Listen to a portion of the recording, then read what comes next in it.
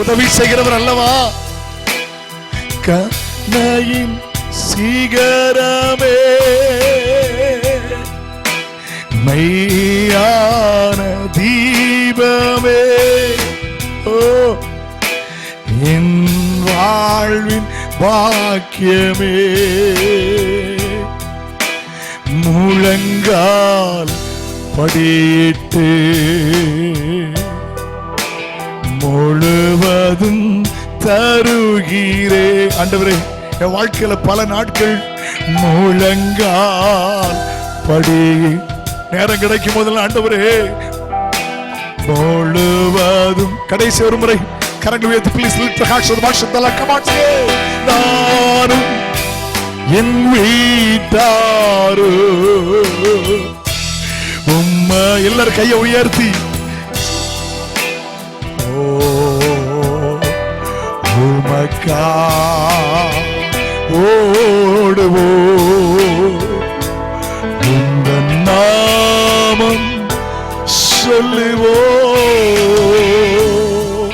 அப்படி கர்த்தர் என்னை பாரப்படுத்துற காரியம், குழந்தை பாக்கியத்துக்காக ஜெபிக்க போகிறோம். குழந்தை பாக்கியத்துக்காக ஜெபிக்க அநேக குடும்பத்தில் குழந்தை பாக்கிய எதிர்பார்த்து இருக்கிறார்கள். மருந்துக்கும் மருத்துவத்துக்கு அப்பாற்பட்ட காரியத்தை கர்த்தர் செய்ய போகிறார். எல்லாரும் சேர்ந்து ஜெபம் பண்ணுவோம். அல்லேலூயா. ஒரு பெரிய அற்புதத்தை கர்த்தர் செய்ய போகிறார். சீக்கிரத்தில் குழந்தை பாக்கியத்தை கர்த்தர் தரப்போகிறார். நீங்கள் குடும்பமாய் சந்தோஷப்பட போகிறீர்கள். உங்கள் வாக்குத்தத்த தலைமுறை வெளிப்பட போகிறது. வாக்குத்தத்த சந்ததி வெளிப்பட போகிறது. இங்க இருக்கிறது அநேக குடும்பங்களுக்கு பிள்ளைகள் தேவை என்று கர்த்தர் அறிந்திருக்கிறார். எல்லாரும் சேர்ந்து கையை உயர்த்தி ஜெபம் பண்ணுங்கள். எல்லாரும் சேர்ந்து கையை உயர்த்தி ஜெபம் பண்ணுங்கள். அல்லேலூயா, அல்லேலூயா, அல்லேலூயா, அல்லேலூயா. கையை உயர்த்தி ஜெபம் பண்ணுங்கள். இயேசுவின் நாமத்திலே குழந்தை பாக்கியத்துக்காக நாங்கள் ஜெபிக்கிறோம், மன்றாடி ஜெபிக்கிறோம், பாரத்தோடு ஜெபிக்கிறோம். வாய்களை திறந்து ஜெபம் பண்ணுங்க. ஹல்லேலூயா, ஹல்லேலூயா, ஹல்லேலூயா, ஹல்லேலூயா. இயேசு கிறிஸ்துவின் நாமத்தில் இந்த அற்புதம் நடப்பதாக. அவன் சந்ததி பலத்திருக்கும் என்று சொன்னீரே. இயேசுவின் நாமத்தில் சீக்கிரத்தில் அந்த நல்ல செய்தி நாங்கள் கேள்விப்பட போகிறோம். ஆண்டவரே, இவர்களை குடும்பமாக இணைத்தீர். நல்ல பெற்றோருக்கு இவர்களை பிறக்க செய்தீரே. அல்லேலூயா. இவர்கள் வாழ்வில் ஆசீர்வாதத்தின் தலைமுறை வெளிப்படுவதாக இயேசுவின் நாமத்தில். Thank you Holy Spirit. ரிகபா ஷந்தலர Bawaria. சோர்ந்து போகாம ஜெபம் பண்ணுங்க. உங்களுக்கு தெரிந்த குடும்பத்துல யார் குழந்தை பாக்கியம் இல்லாட்டாலும் ஜெபம் பண்ணுங்க. தயவுசெய்து ப்ளீஸ் ஜெபம் பண்ணுங்க. இது ஒரு ஆசீர்வாத குடும்ப கூடுகை. Come on, come on. எத்தனை பேர் ஜெபம் பண்ண போறீங்க என்னோடு சேர்ந்து? தகப்பனே, இயேசு கிறிஸ்துவின் நாமத்தில் ஜெபிக்கிறேன். Come on, come on, hallelujah. Rikaba lahantaraba, horimana seke yandoroda, hallelujah, hallelujah. ஆண்டவரே, சாமுவேலை கொடுத்து அன்னாளை ஆசீர்வதித்தீரே, ஈசாக்கை கொடுத்து சாராளை ஆசீர்வதித்தீரே. அதுபோல குடும்ப சந்ததிகள் வெளிப்படட்டும், குடும்ப ஆசீர்வாதங்கள் வரட்டும். பிள்ளை பாக்கியத்தை தருவீராக. பிள்ளை பேற்றினால் ரட்சிக்கப்படுவாளாக. கர்த்தர் அப்படி வெளிப்பட போறதுக்காக ஸ்தோத்திரம். இன்றைக்கு நாங்கள் ஜெபித்த காரியம், இதே குடும்ப கூடுகையிலே குழந்தையோடு நிற்க போகிறார்கள். அந்த குழந்தையை நாங்கள் ஆசீர்வதிக்க போகிறோம். அந்த நாட்கள் வருகிறது. ஆண்டவரே, கர்த்தர் அப்படி செய்ய போறதுக்காக நன்றி. கரங்களை தட்டி ஆண்டவருக்கு நன்றி சொல்லுவோமா? ஆமென், ஆமென், ஆமென். அல்லேலூயா, அல்லேலூயா. கர்த்தர் இந்த நாளிலே ஆண்டவரே உமக்கு ஸ்தோத்திரம். பாரத்தோடு ஜெபித்திருக்கிறோம். தகப்பனே, இயேசு கிறிஸ்துவின் நாமத்தில் இந்த குடும்ப கூடுகையில் குழந்தை பாக்கியத்திற்காக ஜெபித்திருக்கிறோம். ஆண்டவரே, எங்கள் மத்தியிலும் உண்டு சில குடும்பங்கள், அநேக குடும்பங்களுக்காக நாங்கள் பெயர் சொல்லி ஜெபித்து வருகிறோம். சீக்கிரத்தில் மருந்துக்கும் மருத்துவத்துக்கு அப்பாற்பட்ட ஆண்டவரே கர்த்தருடைய வல்லமை பிள்ளைகள் மேல இறங்கி, எப்படி ஆண்டவரே மரியாளுக்கு அற்புதம் செய்தீரோ, அன்னாளுக்கு அற்புதம் செய்தீரோ, சாராளுக்கு அற்புதம் செய்தீரோ, குழந்தை பாக்கியத்தை கொடுத்து கர்த்தர் ஆசீர்வதிக்கும்படி ஜெபிக்கிறேன், ஆசீர்வதிக்கும்படி ஜெபிக்கிறேன். இயேசுவின் நாமத்தில் ஜெபங்கள் பிதாவே, ஆமென். அல்லேலூயா, அல்லேலூயா, ஹல்லேலூயா, ஹல்லேலூயா. பரிசுத்தவான்களும் பரிசுத்தவான்களாகும்படி அழைக்கப்பட்டவர்களுமாகிய உங்களை என் ஆண்டவராகிய இனிய இயேசு கிறிஸ்துவின் நாமத்தினாலே உங்கள் அனைவரையும் வாழ்த்துகிறேன், கிறிஸ்துவுக்களாக வரவேற்கிறேன். எனக்கு இந்த வாய்ப்பை தந்ததற்காக சபையின் போதகருக்கும் விசுவாசிக்கும் பாஸ்டரோட மகனில் யாவருக்கும் என்னுடைய நன்றியை தெரிவித்துக் கொள்கிறேன். பாஸ்டர் சொன்னது போல் என்னுடைய பெயர் ஆல்பர்ட் சுதர்ஷன். நான் கோவை மாவட்டத்திலேருந்து வருகிறேன். என்னோட மனைவி பின்னாடி இருக்கிறாங்க, அப்புறம் என் குழந்தை இருக்காங்க, இப்போ என் ஃப்ரெண்டு பாலா கூட வந்திருக்காப்புல, அவங்க மனைவி வந்திருக்காங்க. டேனி நானும் காலேஜ் மேட். அதன் மூலயமா இந்த பழக்கம் ஏற்பட்டது. பாஸ்டர் எனக்கு ஒரு பல வருஷமாக தெரியும், எங்கள் சர்ச்சுக்கு அடிக்கடி வருவாங்க. நாங்கள் ஒரு ஆர்சி பேக்ரவுண்ட்லேருந்து வந்தவங்க. எங்கள் அம்மா கூட பிறந்தவங்க ஒரு 6 பேர். எல்லாருமே ஒரு ஆர்சி பேக்ரவுண்ட் தான். நாங்கள் ஒரு 4 தலைமுறையாகவே ஆர்சி ரோமன் கேத்தலிக் இருந்து வந்தவங்க தான். ஸோ அப்படி இருக்கிறப்போ எங்கள் அம்மாவுக்கு திருமணம் ஆச்சு. எங்கள் அப்பா வந்து ரொம்ப குடிப்பாங்க. குடிப்பாங்கன்னா ரொம்ப பல வருஷமாக குடிச்சிட்டே தான் இருப்பாங்க. அது போக பார்த்திங்கன்னா எங்கள் கடைசியாக ஒரு 23 வருஷத்தில் என்னுடைய தகப்பனார் குடிக்காமல் இருந்தது நான் பிறந்த அன்னைக்கு மட்டும்தானா. அந்த 24 வருஷத்தில் அவர் குடிக்காமல் இருந்தது நான் பிறந்த அன்னைக்கு மட்டும்தான். ஆக மொத்தத்தில் அந்த நாளை தவிர அவர் எப்பவுமே குடிச்சிட்டே தான் இருப்பார். அம்மாவுக்கும் அப்பாவுக்கும் அடிக்கடி சண்டை வரும். அந்த ஒரு சூழ்நிலையில் எங்களோட குடும்பத்தில் ஒரு சமாதானமே இல்லாமல் இருந்துச்சு. எங்கள் அம்மாவுக்கு என்ன பண்ணுறதுன்னு தெரியலை. அப்போ எனக்கு ஒரு 1.5 வயசு இருக்கும், எங்கள் அண்ணனுக்கு ஒரு 3-4 வயசு இருக்கும். அந்த காலகட்டத்திலே குடும்பத்தில் ரொம்ப ஒரு வறுமை, அம்மா ரொம்ப ஒரு கடினமாக இருந்தாங்க. என்ன பண்ணுறதுன்னு தெரியாத ஒரு சூழ்நிலையில் அம்மா ஒரு வருத்தத்தோடு ரோட்டில் நடந்து போகிறப்போ ஒரு 3 வசனம் ஆண்டவர் வானத்தில் காமிச்சார். ஒன்று, சேனைகளின் கர்த்தர் பரிசுத்தர் பரிசுத்தர். இன்னொரு வார்த்தை, இயேசு குணமாக்குகிறார். இன்னொரு வார்த்தை, இயேசு வருகிறார். இந்த வார்த்தை அவங்க ரோமன் கேத்தலிக்கில் இருந்தனால அதை குறித்து தானே அவங்களுக்கு ஒரு அறிவு கிடையாது. இருந்தாலுமே அவர்கள் அதை குறித்து அடிக்கடி ஜெபம் பண்ணுவாங்கன்னா சும்மா வீட்டில் ஒரு 5 நிமிஷம் அது என்ன அர்த்தம்னு சொல்லி அவங்க கேட்டுக்கிட்டே இருப்பாங்க. அப்படி ஒரு காலகட்டத்தில் அவங்களுக்கு ஒருத்தர் மூலியமாக ஒரு சபை அறிமுகமாச்சு கோயம்புத்தூரில். இந்த மாதிரிமா நீ இந்த ஒரு ஆவிக்குரிய சபைக்கு நீங்கள் போங்க, பெண்டிகாஸ்ட் சர்ச்சுக்கு போங்க, அப்போ தான் சரியாகும் அப்படின்னு சொன்னாங்க. அவங்க சொல்கிறாங்களே அப்படின்னு சொல்லிட்டு எங்கள் அம்மா எங்கள் பாட்டி தாத்தாக்கு தெரியாமல் அந்த பெண்டிகாஸ்டல் சர்ச்சுக்கு போக ஆரம்பித்தாங்க. அது நிமித்தமாக அவங்களோட கூட பிறந்தவங்க மூலியமாகவும் எங்கள் அம்மாவுக்கு நிறைய துன்பங்கள் ஏற்பட்டது. அவங்க எல்லாருமே குடும்பத்தை விட்டு ஒதுக்க வச்சுட்டாங்க. காரணம், எங்கள் அம்மா பெண்டிகாஸ்ட் போகிறாங்க அப்படிங்கிற ஒரு காரணம். இன்னொன்று, என்னுடைய தகப்பனார் ரொம்ப குடிக்கிறாரு, இதையும் காரணமாக வச்சு குடும்பத்தை விட்டு ஒதுக்கி வச்சுட்டாங்க. அப்படியே இருந்த சூழ்நிலை எங்கள் அம்மா ரொம்ப கஷ்டத்தோடு சபைக்கு போனாங்க. என்னையும் எங்கள் அண்ணனையும் கையை பிடிச்சி ரொம்ப இழுத்துட்டு நாங்கள் வரலன்னு சொல்லுவோம். ஏறத்தாழ ஒரு 4-5 கிலோமீட்டர் எங்கள் சபைக்கும் வீட்டுக்கும் அம்மா நடந்தே தான் கூட்டிகிட்டு வருவாங்க. அம்மா அடிக்கடி சொல்கிற வசனம் இதுதான், தேவரீர் என்னுடைய நடைகள் அல்லவோ எண்ணுகிறீர் அப்படிங்கிற அந்த வசனத்தை சொல்லியே எங்களை நடக்க வச்சே கூட்டிகிட்டு போவாங்க. அப்படியாக ரொம்ப கஷ்டப்பட்டோம். நாளுக்கு நாள் குடும்பத்திலே சில பிரச்சனைகள் ஏற்பட்டது. என்னுடைய தகப்பனார் மிகவும் குடிக்க ஆரம்பித்தாங்க. அப்புறம் எங்கள் அம்மா தொடர்ந்து உபவாசம் இருக்க ஆரம்பித்தாங்க.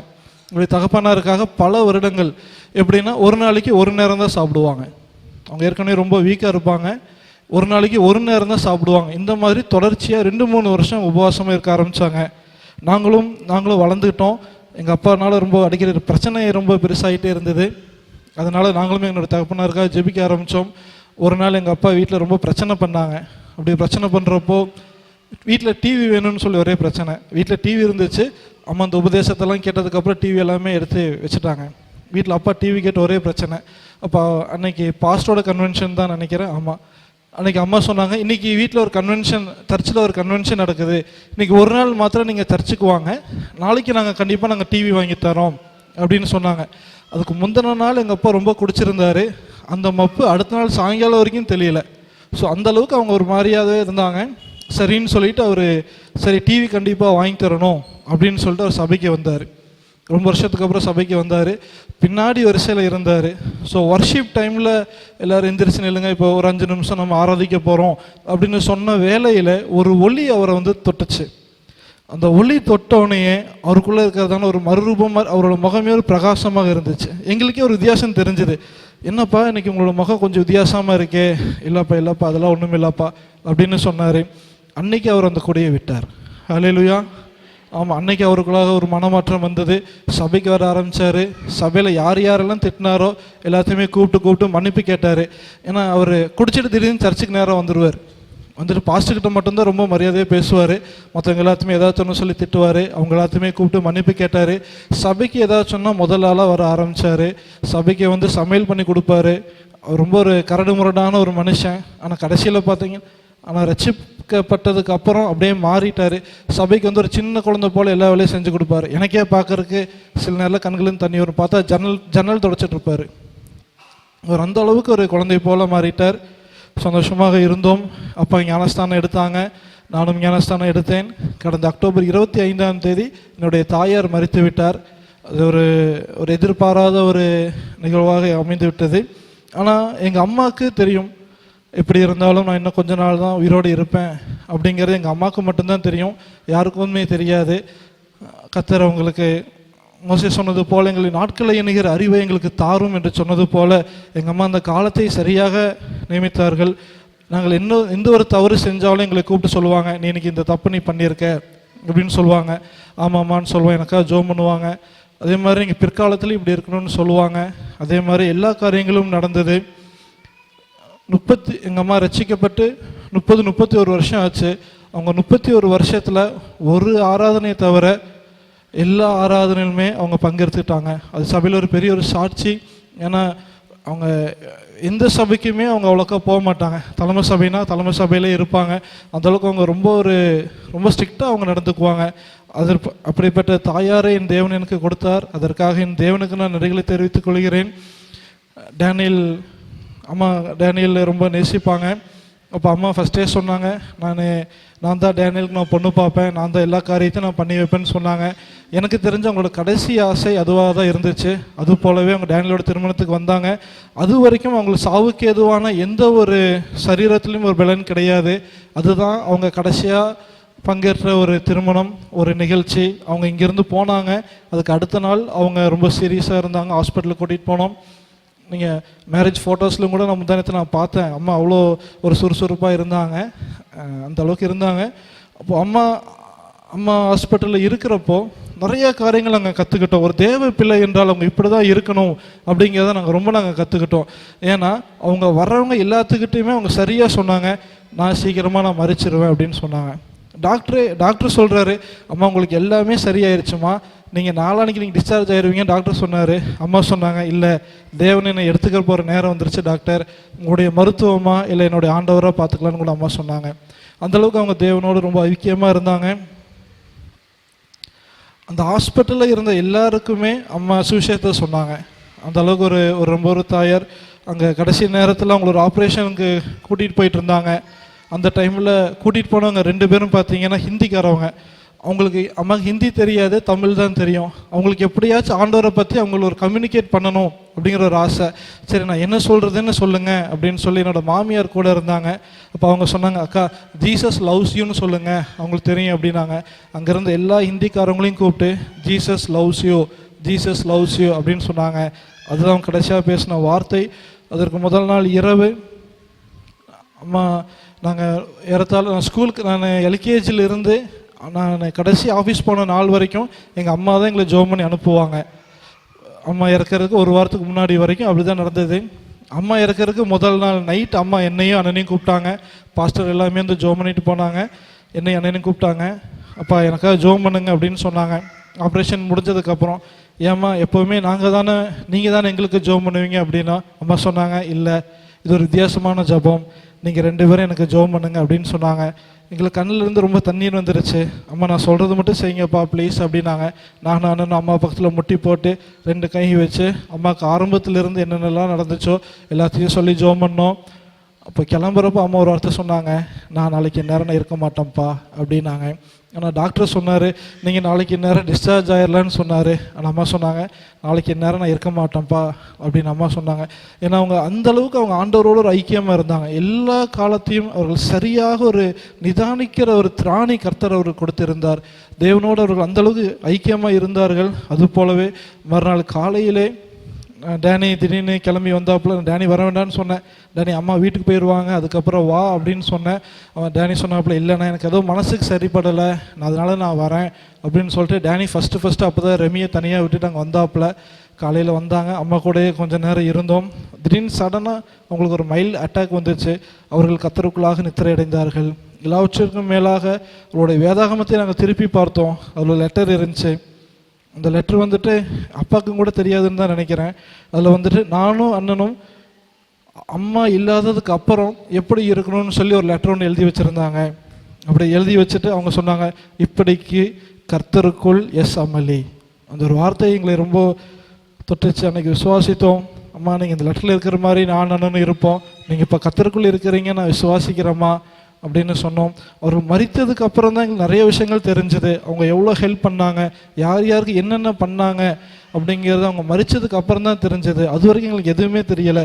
ஒருத்தவங்களும் வந்து சொன்ன சாட்சி எங்களுக்கு ஒரு புல்லரிப்பாக இருந்துச்சு. சார் இவ்வளோ பெரிய தாயார் கூடயா நாங்கள் இத்தனை நாள் இருந்தோம்.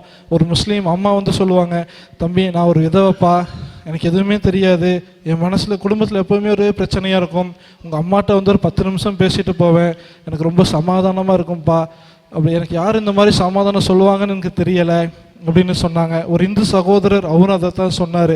ரொம்ப ஏழைக்கு ரொம்ப உதவி செய்வாங்க, ஒரு நாளும் இவங்களுக்கு உதவி செய்யணும்னு சொல்லி எங்கிட்ட ஒரு நாளும் பணம் வாங்க மாட்டாங்க, அவங்களுக்குன்னு கிடைக்கிற பணத்தில் தான் அவங்க உதவி செய்வாங்க, எந்த ஒரு விதத்துலையுமே அவங்க எங்களுக்கும் ஒரு பாரமாக இருக்கவில்லை. கடைசி அவங்க சொன்னாங்க, அம்மா உங்களுக்கு ரொம்ப செலவு வச்சுட்டேன்னு கேட்டாங்க ஹாஸ்பிட்டலில் இருக்கிறப்போ.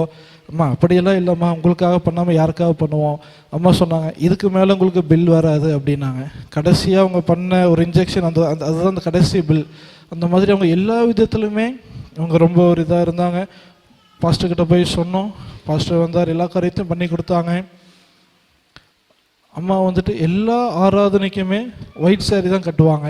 கடைசியாக சர்ச்சுக்கு அவங்க போனாங்கன்னா, சர்ச்சில் அம்மாவை பார்க்கணும் அப்படின்னா அவங்க வெள்ளை சேரில் தான் இருப்பாங்க, நேர்மலங்காலில் தான் இருப்பாங்க. அந்த மாதிரி அவங்க ரொம்ப ஒரு ஸ்பிரிச்சுவலாக இருப்பாங்க. அந்த ஹாஸ்பிட்டலில் இருந்த சீஃப் டாக்டர் அம்மாவை குறித்து சாட்சி சொன்னாங்க. நாங்கள் கூட அவங்களோட ஆப்ரேஷன் பண்ணுறப்போ நாங்கள் கூட பயப்படுறோம், ஆனால் அவங்க அம்மா பயப்பட மாட்டேங்கிறாங்கப்பா. காரணம் என்னன்னு தெரியலை, அவங்க இருதயத்தில் எதையோ ஒன்று ரொம்ப கெட்டியாக பிடிச்சிருக்காங்க, அந்த ஒரு காரியத்தின் மேலே அவங்க ரொம்ப நம்பிக்கையாக இருக்கிறாங்க, அந்த நம்பிக்கை எங்களால் அசைக்க முடியலை, அந்த நம்பிக்கை என்னன்னு எங்களுக்கு தெரியலை அப்படின்னாங்க. எங்களுக்கு தெரியும் அந்த நம்பிக்கை அவங்க இயேசுவின் மேல் வச்சிருக்கிற ஒரு அன்பு. ஆமேன். இவ்வாறாக இருந்தது. இனி வரும் காலங்களிலும் நானும் என்னுடைய குடும்பமும் அண்ணனும் அண்ணனுடைய குடும்பமும் கர்த்தருக்குள்ளாக ஜீவிக்கும்படியாகவும் எங்கள் தாயார் எங்களுக்கு கற்றுத்தந்ததான விசுவாசத்தின் பாதையிலே நாங்கள் நடக்கும்படியாகவும் சபையாருக்கும் ஊழியக்காரருக்கும் யாவருக்காகவும் ஜெபிக்கும்படியாகவும் கோரி என்னுடைய சாட்சியை முடிக்கிறேன். இயேசு கிறிஸ்துவின் விலையேறப்பெற்ற பரிசுத்தமுள்ள நாமத்திலே நான் உங்களை வாழ்த்துகிறேன். கர்த்தர் உங்களை ஆசீர்வதிப்பார். நல்ல வார்த்தையை உங்களோடு கூட பகிர்ந்து கொள்ள விரும்புகிறேன். ஆதியாகமத்தின் புஸ்தகம் 22ஆம் அதிகாரம் அதனுடைய 17-18 வசனங்களை வாசிக்கலாம். 14 வாசிக்கலாம். ஆபிரகாம் அந்த இடத்திற்கு யெகோவா ஈரே என்று பெயரிட்டான். கர்த்தருடைய பர்வதத்திலே பார்த்து கொள்ளப்படும் என்று இந்நாள் வரைக்கும் சொல்லப்பட்டு வருகிறது. கர்த்தருடைய தூதனானவர் 2ஆம் தரம் வானத்திலிருந்து ஆபிரகாமை கூப்பிட்டு, நீ உன் புத்திரன் என்றும் ஏக சோதனை என்றும் பாராமல் அவனை ஒப்புக் கொடுத்து இந்த காரியத்தை செய்தபடியால் நான் உன்னை ஆசீர்வதிக்கவே ஆசீர்வித்து சந்ததியை வானத்து நட்சத்திரங்களைப் போலவும் கடற்கரை மணலைப் போலவும் பெருகவே பெருக போனேன் என்றும் உன் சந்ததியார் தங்கள் சத்துருக்களின் வாசலை சுதந்திரித்துக் கொள்வார்கள் என்றும் நீ என் சொல்லுக்கு கீழ்ப்படிந்தபடினால் உன் சந்ததிக்குள் பூமியில் உள்ள சகல ஜாதிகளும் ஆசீர்வதிக்கப்படும் என்றும் என் பேரில் ஆணையிட்டேன் என்று கர்த்தர் சொல்லுகிறார் என்றார். ஆண்டவர் நல்லவர். இந்த குடும்ப ஆசீர்வாத கொடுகையில் இன்றைக்கு ஆபிரகாம் சாராள் வாழ்வில் அவர்கள் வாழ்க்கையிலிருந்து நாம் கற்றுக்கொள்ள வேண்டிய காரியத்தை சில காரியத்தை பகிர்ந்து கொள்ள விரும்புகிறேன். எபிரேய சந்ததி அல்லது யூத சந்ததி எங்கே ஆரம்பிக்கிறது? ஆபிரகாம் தான் ஆரம்பிக்குது. எபிரேய சந்ததி அல்லது யூத சந்ததி ஆபிரகாம் வாழ்வில் தான் ஆரம்பிக்கிறது. அன்றைக்கு வேதாகம காலத்திலும் இன்றைக்கும் யூதர்கள் எப்படி ஜெபிக்கிறார்கள்? ஆபிரகாம், ஈசாக்கு, யாக்கோபின் தெய்வமே, அப்படித்தான் ஜெபம் பண்றாங்க. அல்ல கவனிங்க, இந்த நாளில் ஒரு பெரிய செய்தி சுருக்கமா நான் உங்களுக்கு சொல்ல விரும்புகிறேன். சாராள் ஆபிரகாம் வாழ்வில் நாம் கற்றுக்கொள்ள வேண்டிய பாடம் என்ன? நமக்கு நல்லா தெரியும். ஆண்டவர் சாராளை ஆபிரகாமை இணைத்தார். 75 வயசு, அப்போ அவங்களுக்கு 65 வயசு. ஆபிரகாமுக்கு 75 வயது, அவருக்கு 65 வயசு. வசனம் நல்லா இருக்குது. குழந்தை பாக்கியத்தை தருவேன் என்று சொன்னார். 25 வருஷம் கழிச்சு கொடுக்கிறார். 25 ஆண்டுகள் கழித்து குழந்தை பாக்கியம் கிடைக்கிறது. ஆண்டவர் நல்லவர். அவங்க வாழ்க்கையில் நிறைய கற்றுக்கொள்ள வேண்டிய, குடும்பத்தில் நாம் கற்றுக்கொள்ள வேண்டிய ஏராளமான காரியங்களை கர்த்தர் மறைத்து வைத்திருக்கிறார். அவங்க குடும்ப வாழ்க்கையில் முறுமுறுத்ததை பார்க்க முடியல, குடும்ப வாழ்க்கையில் சண்டை போட்டதை பார்க்க முடியல, அவங்க குடும்ப வாழ்க்கையில் பிரிவினை என்பதை பார்க்க முடியல, அவங்க குடும்ப வாழ்க்கையில் ஒருத்தருக்கு ஒருத்தர் கசப்பாக பார்க்க முடியலை. யோசிச்சு பாருங்க, எனக்கு எத்தனை குடும்பங்களில் பிரச்சனை, எத்தனை குடும்பங்களில் போராட்டம். நான் வரும்போது ஊழியத்து போயிட்டு வரும்போது ஒரு மருத்துவரை சந்தித்தேன். எனக்கு நண்பர் ஒரு டாக்டரை சந்தித்தேன். அவரை பார்த்து ஒரு வார்த்தை பேசி கொண்டிருந்தேன். பேசும்போது அவர் ஒரு காரியத்தை சொன்னார். ஒரு மனிதன் விபத்துக்குள்ளாகி அவருடைய மருத்துவமனையில் இருந்தானா. அப்போது அவன் அந்த மகளை விரும்பி தான் மகளை கல்யாணம் பண்ணியிருந்தானா. ஆனால் அவன் மனைவி பார்க்கவே வரலையா அவளை. ஆனால் இவன் சொன்னானா, டாக்டர் என் மனைவி ஃபோன் நம்பர் இருக்குது, இதுக்கு ஒரு ஃபோன் பண்ணி நான் நல்லா இருக்கேன், சோமாயிருவேன், சீக்கிரம் வந்துடுவேன்னு மட்டும் ஒரு வார்த்தை சொல்லுங்களேன். அவர் சொன்னார், நானும் தெரியாமல் ஆர்வ கோளாறில் அவளுக்கு ஃபோன் அடித்து நான் தான் ட்ரீட்மெண்ட் கொடுத்துட்ருக்கேன், உன் புருஷன் சோமாயிருவான், சீக்கிரம் வந்துடுவான்னு சொன்னேன். கடினமான வார்த்தைகளை பதிவு செய்து விட்டாள் அப்படின்னு சொல்லிட்டு அவனும் சோமாய் போனான். கொஞ்ச நாளில் கேன்சர் அவன் இறந்துட்டான், இன்னைக்கு அவன் இல்லைன்னாரு. குடும்ப வாழ்க்கையில் பாருங்க, விரும்பி தான் கல்யாணம் பண்ணாங்க, சேர்ந்து தான் வாழ்ந்தாங்க. ஆனால் அவனுக்கு ஒரு காரியம் என்ற போது அவனை அவள் மறந்து விட்டாள். குடும்ப வாழ்வில் இருக்கிற உறவு துண்டிக்கப்பட்டு விட்டது. குடும்ப வாழ்க்கையில் உள்ள ஐக்கியம் துண்டிக்கப்பட்டு அவள் கடினமான வார்த்தை, கொஞ்ச நேரத்துக்கு முந்தி தான் டாக்டரை பார்த்தேன், அவர் என்கிட்ட சொன்னார், கடினமான வார்த்தை அவள் பதிவு செய்தாள். அதுக்கு பிற்பாடு நான் ரொம்ப ஞானமாக இருக்கிறேன் இப்படிப்பட்ட காரியத்தில்னு சொல்லி அவர் என்கிட்ட பேசினார். இன்றைக்கி ஆபிரகாம் சாராள் வாழ்வில் நாம் கற்றுக்கொள்ள வேண்டிய ஏராளமான பாடங்கள். சாதாரணமான செய்தி இல்லாமல் நான் ஒரு குடும்ப செய்தியாக நான் சொல்ல விரும்புகிறேன். ஒரு நாளும் குடும்பங்கள் பிரிவது தேவ சித்தம் அல்ல. ஒரு நாளும் ஒரு குடும்பங்கள் தடுமாறுவது தேவ சித்தம் அல்ல. தேவ சித்தம் இல்லாமல் இஸ்லாமியனோ, அவன் கிறிஸ்தவனோ, அவன் இந்தோ, அவன் பௌத்தனோ, சைனனோ, எந்த ஒரு மனிதனானாலும் அவன் குடும்பமாய் வாழ்கிறான் என்றால் அது ஆண்டவர் ஏற்படுத்தின குடும்பம். அல்லேலூயா. அதனால குடும்பமாக வாழ்ந்த பிற்பாடு பிரிவினை என்பதற்கு இடமே இல்லை. நாம் வைத்திருக்கிற பரிசுத்த வேதாகமத்திலே டிவோர்ஸ் என்பதற்கு இடமே கிடையாது. குடும்பத்தில் வாழ்வோ தாழ்வோ, திருமண ஆராதனையிலே சொல்லுகிற அந்த கவனன்ட், அந்த உடன்படிக்கையின் வார்த்தையை திரும்ப ஞாபகப்படுத்துகிறேன். என்ன சொல்லுவோம்? வாழ்விலும் தாழ்விலும், இன்பத்திலும் துன்பத்திலும், சுகத்திலும் சுகவீனத்திலும். சிலர் யோசிச்சுட்டு இருக்காங்க, அப்படி முறைச்சிக்கிட்டு இருக்காங்க, அதை ஏன் பாஸ்டர் இன்னைக்கு ஞாபகப்படுத்துறீங்க, சொல்லி ரொம்ப நாள் ஆச்சு, அதை போய் திருப்பி ரிமைண்ட் பண்ணிட்டு இருக்கீங்களே. மரணம் நம்மை பிரிக்கிற வரையிலும், ஹலோ கமான், அன்னைக்கு சொன்னது ஃபார்மாலிட்டியா சொன்னீங்களா, உண்மையா சொன்னீங்களா? உங்களுக்கு கொஞ்சம் ரினிவல் பண்றேன். மரணம் நம்மை பிரிக்கிறவர்களும் பிறர் முகம் பாராமல் ஒருவருக்கே மனைவியா இருப்பேன், ஒருத்திக்கே புருஷனா இருப்பேன் என்று சொல்லி கம்பீரமா சொன்னோம். யாருக்கு முன்னால சொன்னோம்? கர்த்தருக்கு முன்னால சொன்னோம். யாருக்கு முன்னால சொன்னோம்? ஊழியக்காரருக்கு முன்னால சொன்னோம்.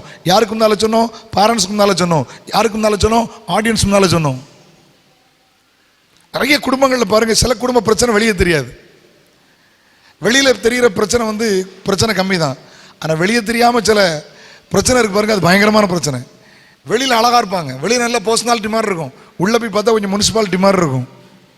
வெளியே யாருக்கும் தெரியாது, பக்கத்து வீட்டுக்கே தெரியாது, யாருக்கும் தெரியாது, கம்மன் இருப்பாங்க. ஆனால் ஏகப்பட்ட பிரச்சனைகள். இந்த பாவங்கள் வெளியே சண்டை போட்டு பாருங்க, அதில் பெரிய பிரச்சனை ஒன்றும் இருக்காது, அதில் கொஞ்சம் சின்ன சின்ன பிரச்சனை தான் இருக்குது, நாளைக்கு காலையில் சரியாயிரும். ஆனால் உள்ள வச்சுக்கிட்டு அப்படி கேன்சர் மாதிரி உள்ள வச்சுக்கிட்டே இருக்கும் சில கேஸுகள். இப்படி ஒரு பிரச்சனை நான் ஆபிரகாம் சாராள் வாழ்க்கை நான் பார்க்கவே இல்லை. ஓகே, ஒன் பை ஒன்னா உள்ள போறோம் பாருங்க. நம்பர் 1, அதாவது தேவ அழைப்பை பெற்ற போது கர்த்தருக்கு கீழ்ப்படிந்து போகுமிடம் இன்னதென்று அறியாமல் புறப்பட்டு போனார். நல்ல கவனிங்க, ஆத்துக்கு அந்த பக்கம் தகப்பன் தேராகோடு விக்கிரகத்தை வழிபடுறார். யெகோவா தேவனை தெரியாது, அது வரைக்கும் யூத வம்சமே ஆரம்பிக்கல, இவற்றை தான் எபிரேய வம்சமே ஆரம்பிக்குது. திடீர்னு ஒரு சத்தம் கேட்குது. அவர் பழைய பேர் ஆபிராம். ஆபிராமே, உன் இனத்தையும் உன் தேசத்தையும் உன் தகப்பன் வீட்டை விட்டு புறப்பட்டு நான் உனக்கு காண்பிக்க தேசத்துக்கு போ, நான் உன்னை பெரிய ஜாதியாக்குவேன். சத்தம் கேட்குது, கூப்பிடுறது யாரு தெரியாது. ஆனால் ஒன்று மட்டும் தெரியுது, இது ஆண்டவர்னு தெரியுது, தேவன்னு தெரியுது. 3 கண்டிஷன்: உன் தகப்பனை வீட்டை விடு, உன் இனத்தை விடு, தேசத்தை விடு, நான் உனக்கு காண்பிக்க தேசத்துக்கு போ, நான் உன்னை ஆசீர்வதிப்பேன். ஆபிரகாமுடைய வாழ்க்கையில நல்ல கவனிங்க, இணைச்சி பேசிக்கிட்டு இருக்கிறேன். தேவ சத்தத்தை கேட்டார், உடனே முடிவெடுத்தார், போகுமிடம் இன்னதென்று அறியாமல் புறப்பட்டு போனார். அருமையான குடும்ப தலைவர்களை உங்களுக்கு நான் சொல்லுகிறேன், தேவ சத்தம் வெளிப்படும் போது, தேவ திட்டம் வெளிப்படும் போது, உங்க வாழ்க்கைக்கு நேரா தேவ திட்டம் வெளிப்படும் போது இப்படி கீழ்ப்படுகிற அர்ப்பணிக்கிற ஒரு நல்ல வாழ்க்கை உங்களுக்கு அவசியம். ஆமென் சொல்லுங்க பார்க்கலாம். கர்த்தர்களோடு கூட பேசும்போது, கர்த்தர்களோடு கூட செய்யும் போது ஆபிரகாம் வாழ்க்கையில் நிறைய பார்க்க முடியும். ஆண்டவருடைய சத்தத்தை அவர் தெளிவாக கேட்டார். என்ன கொஞ்சம் கவனிக்கிறீங்களா? ஆண்டவருடைய சத்தத்தை தெளிவாக கேட்டார். ஆபிராமா இருக்க நாளில் தேவ சத்தத்தை கேட்டார். பிள்ளைகளே இல்லாத நாளில் தேவ சத்தத்தை கேட்டார். போக முடியும் என்னதை அறியாமல் புறப்பட்டு போயிட்டார். நாளைக்கு எங்கே போகிறோன்னு தெரியாது, நாளைக்கு எங்கே தங்குறோன்னு தெரியாது, என்ன சாப்பிட போகிறோன்னு தெரியாது, எந்த ஜனங்கள்கிட்ட போய் சேர போகிறோன்னு தெரியாது. ஆண்டவர் பேசினார், புறப்பட்டு போயிட்டார். தேவ திட்டத்திற்கு கீழ்ப்படுகிற ஒரு நல்ல தலைவனாக இருக்கணும். இவருக்கு கதை எப்படி? இதே காரியத்தை யார்கிட்ட வந்து ஷேர் பண்ணியிருப்பாங்க? மனைவி சாராள்கிட்ட. அந்த அம்மா ஏற்கனவே 10 வயசு இவங்களோட கம்மி. நல்லா கவனிக்கணும். ஆண்டவர் சொல்கிறாரு, நம்ம போகணுமா ஒரு இடத்துக்கு. ஆண்டவரா, அது யாரு? ஏன்னா கருப்பா சோப்பா வெள்ளையா ஒன்றும் தெரியாது. அவங்க ஆற்றுக்கு அந்த பக்கம் விக்கிரகத்தை வழிபட்டவங்க. பைபிள் சொல்லுது. இப்போ தான் சத்தம் கேட்குது. உருளை வச்சுருப்பாங்க. நேற்று வரைக்கும் நல்லா இருந்தார், கொஞ்சம் வெயில்னால எதுவும் பிரச்சனை ஆகிட்டா, திடீர்னு என்ன இப்படி பேசிகிட்டு இருக்கீங்க, உங்கள் பாட்டுக்கு பேசிகிட்டு இருக்கீங்களே.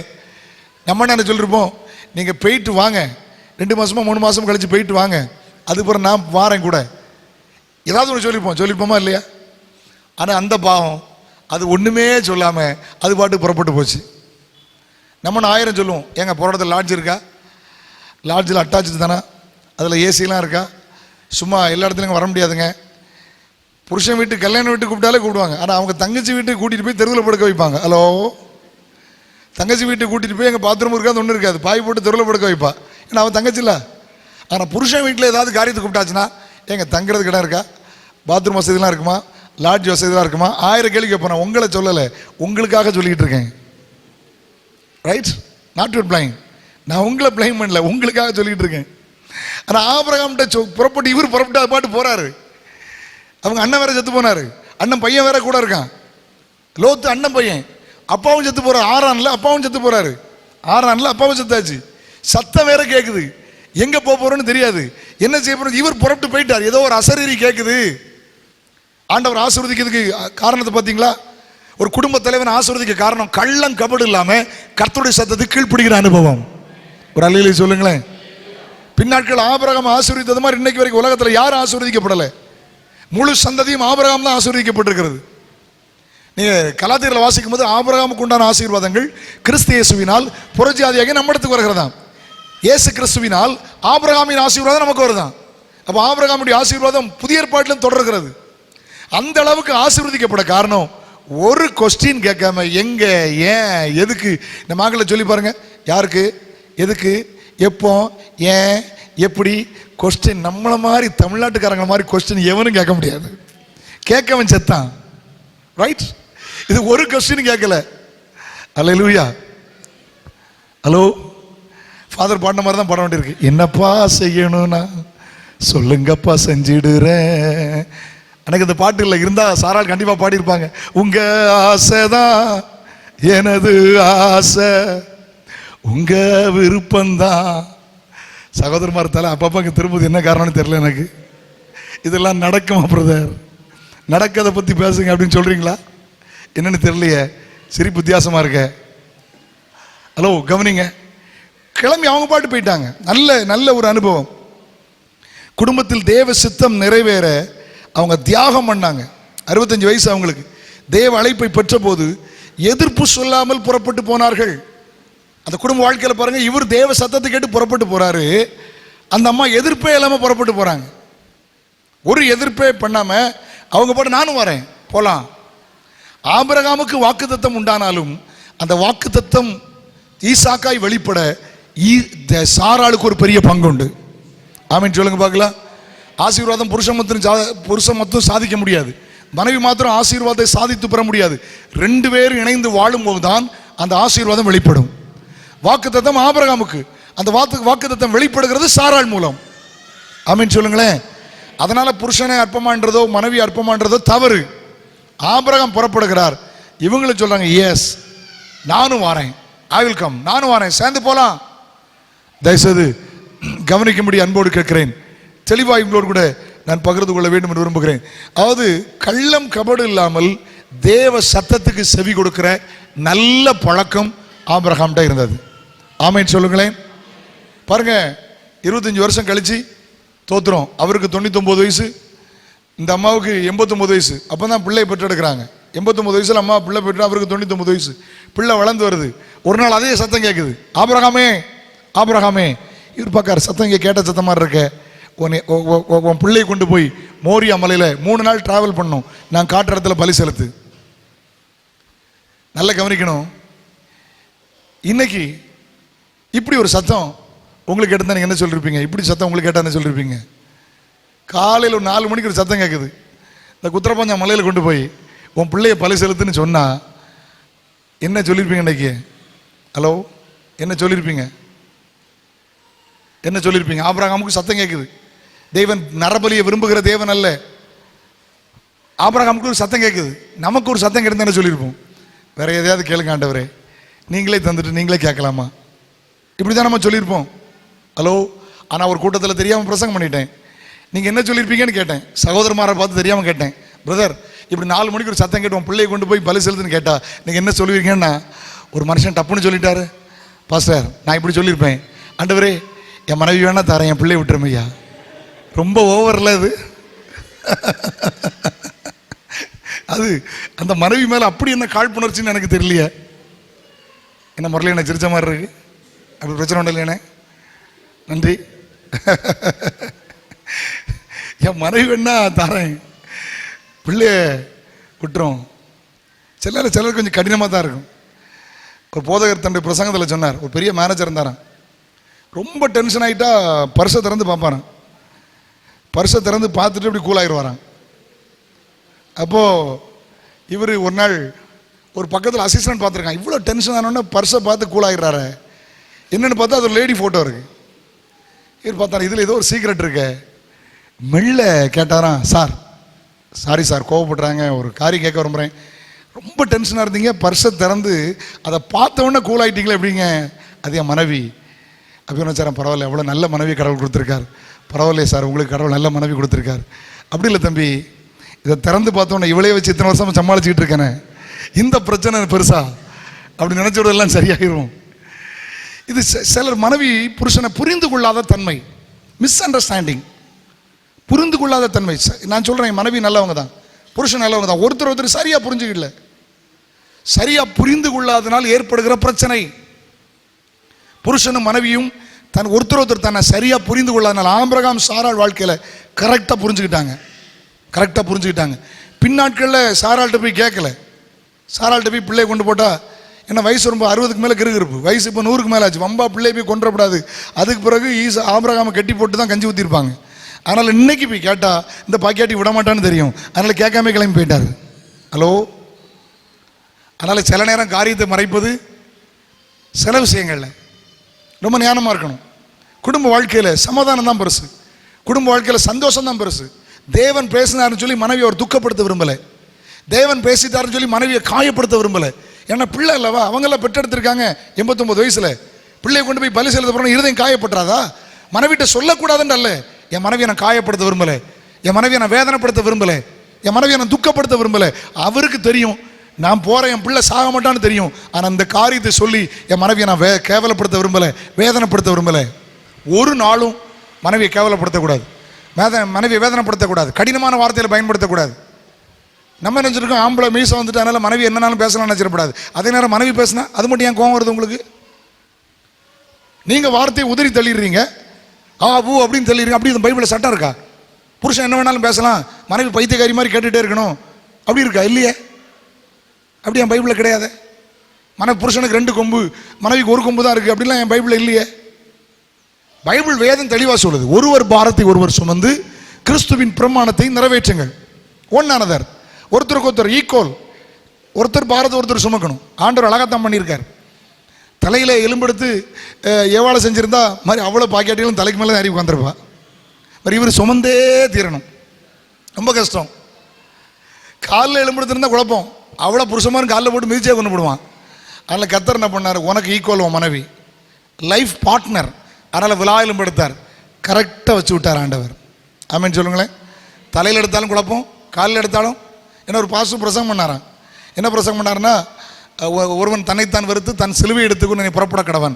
ஏசுனார் சிலுவை சுமந்தவன், நமக்கு சிலுவை உண்டு, அவர் ஒரு சிலுவையை சுமக்கணும்னு. அடுத்த வாரம் கூட்டத்துக்கு வரும்போது ஒருத்தர் மனைவியை காரில் விட்டு இறங்கி தூக்கி கொண்டு கீழே வச்சிருக்காரு. பக்கத்து பிரதர் கிட்ட, என்ன உங்கள் மனைவிக்கு சோம்பலையா பிரதர், தூக்கி கொண்டு வைக்கிங்களா அப்படின்னாரு. அப்போ இவர் சொன்னாராம், பாஸ்டர் போன வாரம் பிரசங்கம் பண்ணாங்களா, சிலுவை சுமக்கணும், கடவுள் எனக்கு தந்த சிலுவை தான். அப்போ அவர் இவரை பார்த்து கேட்டார், உங்கள் சிலுவையை சுமக்கலையான்னு. ஏப்பா, உன் சிலுவையாவது தூக்க முடிச்சது, ஏன் சிலுவையை அசைக்க கூட முடியாதுன்னு இருக்கார். சரியா? வாழ்க்கையில் சில காரியங்கள் ரொம்ப கவனமாக இருக்கணும். பாருங்க, மனைவி ஒரு நாள் அற்பமாக என்ன விரும்பலை, இந்த காரியத்தை சொல்லி அவளை ஏன் துக்கப்படுத்த போகிறேன், இந்த காரியத்தை சொல்லி அவளை ஏன் வேதனைப்படுத்த போகிறேன். மனைவியை சந்தோஷப்படுத்துங்க, மனைவியை என்கரேஜ் படுத்துங்க. அவருக்குள்ள ஒரு வார்த்தை வந்தபோது அவருக்கு தெரியும், தேவனை ஆசீர்வதிக்கிறவர், எனக்கு பிள்ளையை தந்தவர் அவர் தான், என் பிள்ளை உயர்த்துவர் அவர் தான். ஆனால் எந்த விதத்திலையும் மனைவியை நான் காயப்படுத்த மாட்டேன். ஆண்டவர் நல்லவர். ஆமென் சொல்லுங்களேன். அல்லேலூயா. ரெண்டாவது பாருங்க, நம்பர் 2, தன் மனைவி பிள்ளை இல்லாத மலடி என்று அற்பமா எண்ணவில்லை, சண்டை போடவில்லை, குறை சொல்லவில்லை, அலட்சியப்படுத்தவில்லை. பைபிள் எங்கேயும் பார்க்க முடியாது.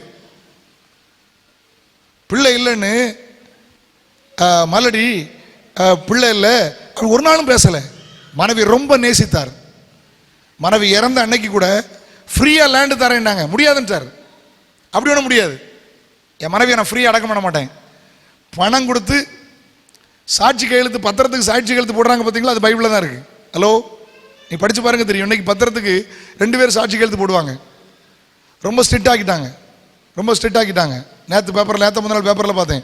முன்னாலெல்லாம் டாக்குமெண்ட் ரைட்டர்ஸில் 2 பேர் இருப்பான், அவங்களே கையெழுத்து போடுவாங்க. இப்போ அவங்க கையெழுத்து போட முடியாது. நேற்று முந்தின நாள் பேப்பரில் பார்த்தேன், அப்படி கையெழுத்து போடக்கூடாதுன்னு சட்டமே போட்டாங்க. இந்த சாட்சிக்காரர் கையெழுத்து போட்டார்கள் சொல்லி பைபிளில் இருக்கு. ஒரு லேண்டை டாக்குமெண்ட்ஸ் பண்ணி சாட்சிக்காரன் கையெழுத்து போட்ட பிற்பாடு லேண்டை பர்ச்சேஸ் பண்ணி மனைவி அடக்கம் பண்றார்.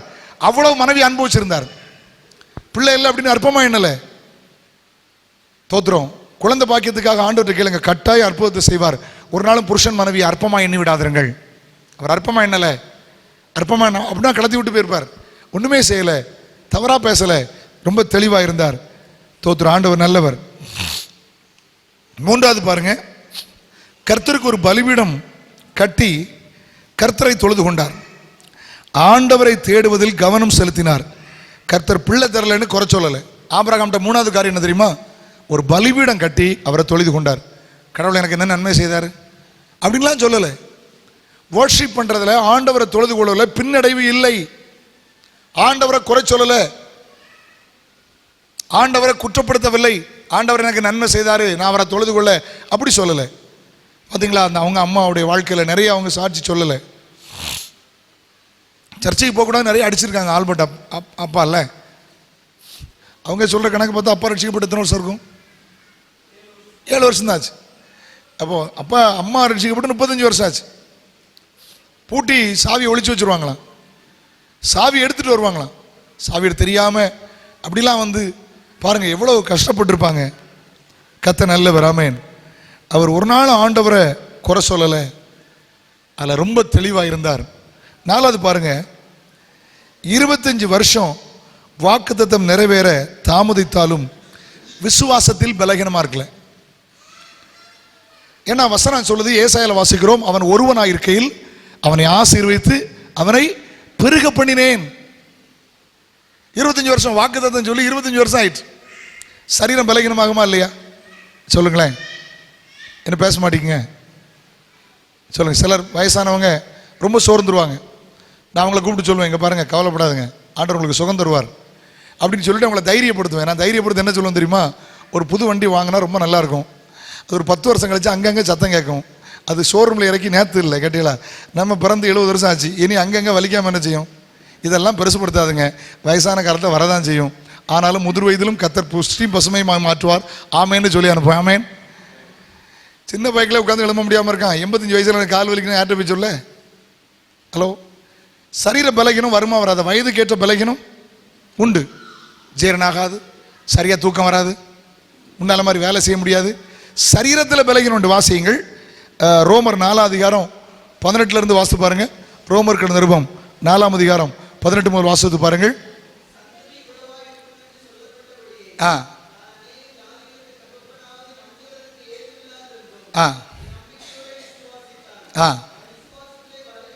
அவன் விசுவாசத்தில் பலகீனமா இருக்கவில்லை. நல்ல கவனிங்க. 100 வயசு 99 வயசு விசுவாசத்தில் பலகீனமா இருக்கல. 25 வருஷம் 25 இயர்ஸ். சாத்தானுக்கு எங்க பலகீனத்தை கொண்டு வர பார்க்கறான் தெரியுமா? விசுவாசத்தில். இது எங்க நடக்க போகுது? இவர் எங்க ரட்சிக்கப்பட போறாரு? இதெல்லாம் வாய்க்கவா போகுது? வேலை கிடைக்கவா போகுது? கல்யாணம் நடக்கவா போகுது? ஒரு அற்புதம் நடக்கவா போகுது? விசுவாசத்தில் பலகீனத்தை கொண்டுருவான். ஆபிரகாம் வாழ்க்கையில் சாராள் வாழ்க்கையில் நல்ல கணக்கு. சாராளுக்கு சயின்டிஃபிக்காக குழந்தை பாக்கியமே இருக்காது. பைபிளில் போட்டிருக்கல அந்த வேர்டை நான் பயன்படுத்த விரும்பலை. நீங்கள் சகோதரிமார் வாசி தெரிஞ்சுக்கிடுங்க. பைபிளில் போட்டிருக்கு மருத்துவ ரீதியாக மெடிக்கல் சயின்ஸில் அவங்களுக்கு குழந்தை பிறக்கிறதுக்கு இம்பாசிபிள், ரைட்? அப்படின்னா அவங்களும் விலகினோம். இவருக்கு 99 வயசு, இவரும் விலகினோம். ஆனால் வேதம் சொல்லுது அவர் விசுவாசத்தில் பலகீனமா இருக்கல, சரீரத்தில் பலகீனமா இருந்தார், பட் விசுவாசத்தில் பலகீனமா இருக்கல. நல்ல புரியும். அவங்க அம்மா சொன்னாங்க பார்த்தீங்களா, மறிக்க போறாங்கன்னு தெரியும், கதறலையே அழலையே, இது உங்களுக்கு செலவே வராது, கடிதம் எழுதி வச்சிருக்காங்க, ஜெபம் பண்ண சொல்றாங்க, இவ்வளவு தெளிவா இருக்காங்க.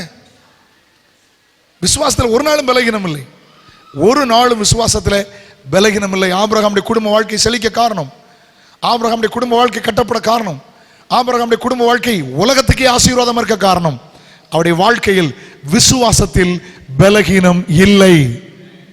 கை உயர்த்தி அல்லேலூயா சொல்லுங்களேன். உங்க விசுவாசம் தான் உலகத்தை ஜெயிக்கிற ஜெயம். நீங்கள் விசுவாசத்தால் தேவனுடைய மகிமையை காண்பீர்கள், விசுவாசத்தால் நீதிமான் பிழைப்பான். விசுவாசிங்க, உங்க தலைமுறை ஆசீர்வாதமா இருக்கும். ஆமீன் சொல்லுங்களேன். எங்க அப்பா அம்மா கற்று தந்த பாடம் அதுதான். அவங்ககிட்ட ஒன்றும் கிடையாட்டாலும் ஒன்றும் கவலைப்பட மாட்டாங்க. அவங்ககிட்ட ஒன்றும் இல்லாட்டாலும் ஒரு நாள் கவலைப்பட்டதே கிடையாது, முகத்தில் கவலையை பார்க்க முடியாது. கடைசியில் எங்கள் தகப்பனாட்ட இருந்தது ஒரு 30 ரூபா இருந்துச்சு. அந்த 30 ரூபாயில் முந்தின நாள் ராத்திரி ஒரு சகோதரன், மரிப்பதுக்கு முந்தின நாள் ராத்திரி ஒரு சகோதரன் பார்க்க வந்தார். அவருக்கு 20 ரூபா காணிக்க கொடுத்தாங்க. அடுத்த நாள் காலையில் எங்கள் அம்மாட்ட பணமாட்டு இருந்தது 10 ரூபா மட்டும்தான். ஒரே ஒரு 10 ரூபா மட்டும்தான் என் தகப்பனார் பணம் எங்கள் அம்மாட்ட இருந்துச்சு. ஆனால் அவங்க வாழ்க்கையில் ஒன்றை பற்றி கவலைப்படலை. அவங்க கடன் வாங்கினதில்லை, அன்னைக்கு கற்றுக் கொடுத்துருக்குறாங்க இயேசு பரிகாரினி, உலக பரிகாரி அவங்க தேடலை. அவங்க ஒரு நாள் விசுவாசத்தில் பலகீனமாகவே இல்லை. இந்த காம்பவுண்டில் இன்றைக்கெல்லாம் கட்டிடம் ஆகிட்டு, இந்த காம்பவுண்டில் அவங்க நடத்தாத கன்வென்ஷன் இல்லை. நடராஜ் மலர் உள்ள வந்திருக்கிறாங்க, பெரிய பெரிய ஊழியர்கள் வந்திருக்கிறாங்க, சிஸ்டர் பத்மா மலையரங்க வந்திருக்கிறாங்க, ஐயா ஜீவானந்த ஐயா பிரசங்கம் பண்ணியிருக்கிறாங்க. பெரிய பெரிய ஊழியர்கள், பெரிய பெரிய ஊழியர்கள் கொண்டு வந்து கூட்டம் நடத்தியிருக்கிறாங்க, வெளியில் கிரவுண்டில் நடத்தியிருக்காங்க. எப்படி செய்தாங்கன்னு தெரியாது. எல்லாருக்கும் சாப்பாடு போட ஆசைப்படுவாங்க. கன்வென்ஷன்னா கட்டாயம் எல்லாருக்கும் சாப்பாடு போட்டுருவாங்க. அது எப்படி செய்தாங்க இன்னைக்கு நான் யோசிக்கிறேன். சேலஞ்சாக தான் இருப்பாங்க. சுவிசேஷ ஊழியம்னா இன்னைக்கு ஒரு வேன் எடுக்கிறது கஷ்டமாக இருக்குது, ஆனால் அன்னைக்கு வேன் எடுத்து ஆட்களை சுவிசேஷ ஊழியத்துக்கு கூட்டிகிட்டு போவாங்க. பயங்கர ஆச்சரியமாக இருக்கும். அவங்கள்ட்ட கற்றுக்கிட்ட ஒரு பாடம் விசுவாசம்.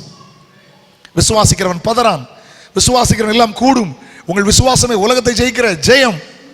அல்லேலூயா. ஆபிரகாம் குடும்ப வாழ்க்கையின் ஆசீர்வாதத்துக்கு காரணம் தெரியுமா? அவன் விசுவாசத்தில் பலகீனமாய் இருக்கவே இல்லை. ஆமென் சொல்லுவோமா? அல்லேலூயா.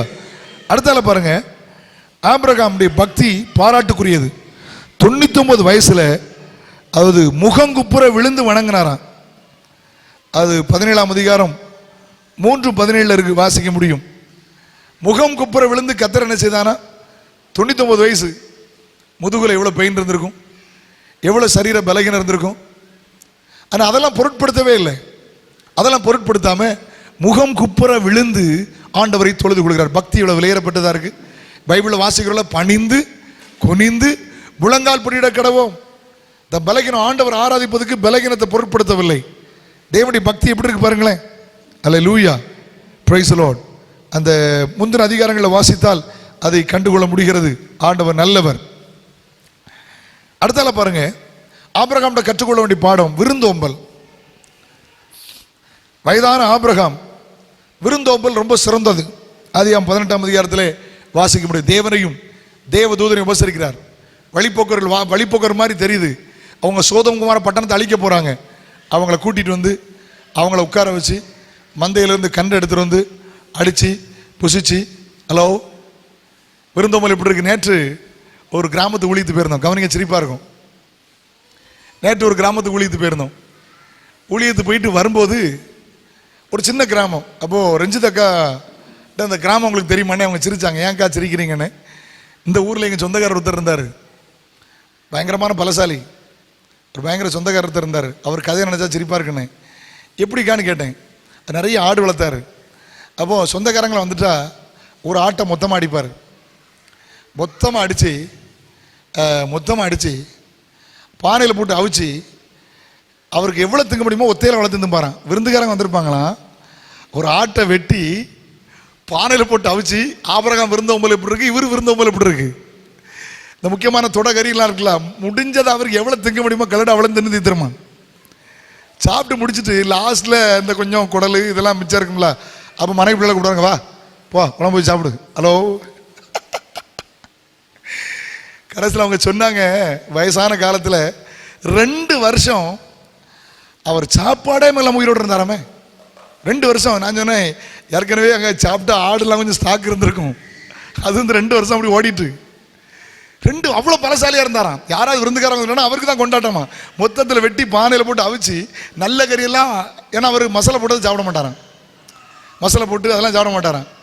எவ்வளோ சாப்பிட முடியுமா சாப்பிட்டுட்டு அதுக்கு பிறகு மிச்சத்தை, ஆனால் தங்கச்சி வந்திருக்கா குழந்தைய வந்திருக்கா எல்லாம் சேர்த்து கொடு, இது ஒரு விருந்தோல் நல்லா இருக்குல்ல. ஆனால் இப்படி விருந்தோம்பல் அவர்கிட்ட இல்லை.